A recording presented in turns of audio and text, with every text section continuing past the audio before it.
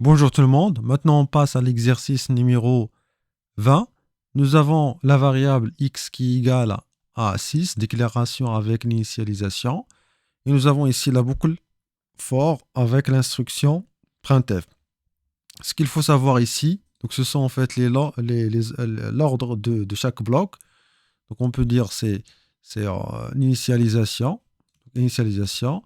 la condition et l'incrémentation ou la décrémentation. Et là, nous avons bien sûr le bloc instruction.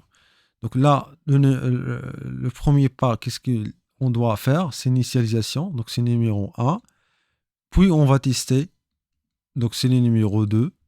Donc après le test, on va exécuter l'instruction et on passe après à l'incrémentation.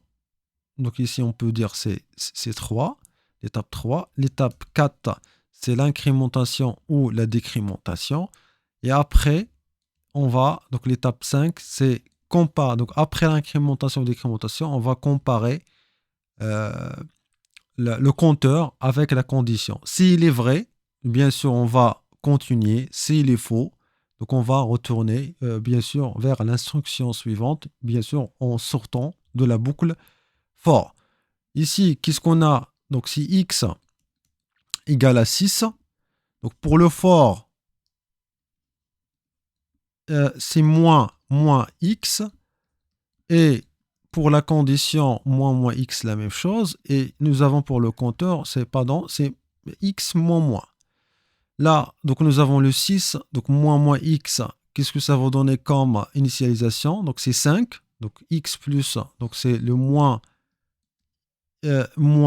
x, ça veut dire x moins 1. Donc ça veut dire si 6 moins 1, donc égal à 5. Voilà, donc c'est 5 maintenant. Et on doit le comparer. Donc ici, qu'est-ce qu'on a?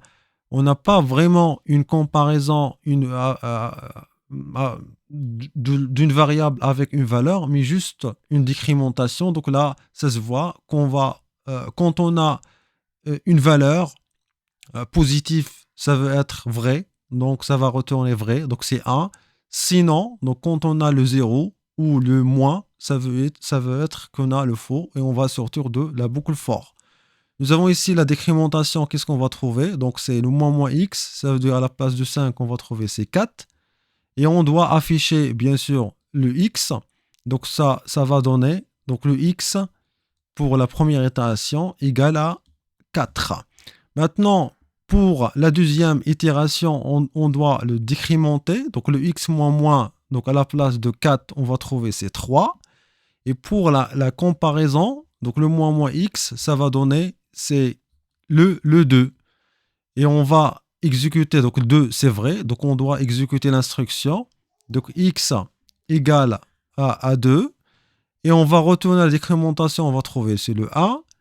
Et pour la condition, si moins x, ça veut dire c'est 0. Et là, nous avons une valeur qui est fausse, donc c'est faux. Donc la boucle sera terminée. Et les deux résultats qu'on va obtenir, le x égale à 4 et le x égale à 2.